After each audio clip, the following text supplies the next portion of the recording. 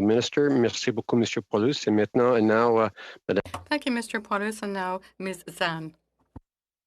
Thank you very much. And I'd like to say thank you and welcome to the Minister. Shukriya ji. Minister, as we know, climate change is real. And in fact, it's a real danger in the world. And Canada is recognized as a strong ally globally in terms of disaster response and humanitarian assistance. And in that regard, first of all, I would very much like to thank you as an Australian-born Canadian for your direction to send help to Australia last year during the terrible, disastrous wildfires. So thank you so much from the bottom of my heart for that. Can you please tell us about the work of the Disaster Assistance Response Team and their operations on deployments around the world? Thank you. No, thank you very much. I'm happy to talk about our DART and all the work that we have been doing in the Asia-Pacific and Indo-Pacific region. Climate impacts that region, and those nations know it extremely well. When they see sea levels rising, they're not just their livelihood, their entire existence is at stake.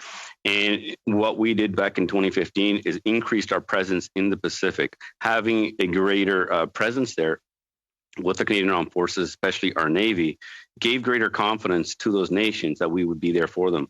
So our DART plays a very important role when it comes to disasters. We do an analysis of when the team needs to be sent. It has to be requested. And then when it is sent, they provide the necessary humanitarian support. Great work. And this is one area that we have been trying to expand with our colleagues, especially working with Japan and South Korea in the region, and looking at how can we partner up with other nations, and especially Australia as well, and how we can work together to provide greater support. Sometimes it's about airlift, and we've done that in other places. So plus, let's not also forget, we actually have the heavy urban search and rescue teams that our government actually restarted the funding for. And these teams are actually designed to respond to disasters. And so we're looking at various options on how we can provide greater support. But through those discussions, we'll have a better idea. But this is something, one area that we are paying very close attention to.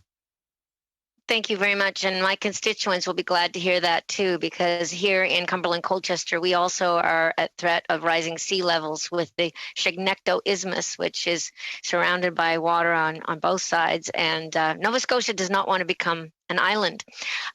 Minister, Canada is involved with our allies on a number of multilateral operations. And with the current environment, that allied work, solidarity, if you will, has proven to be really essential.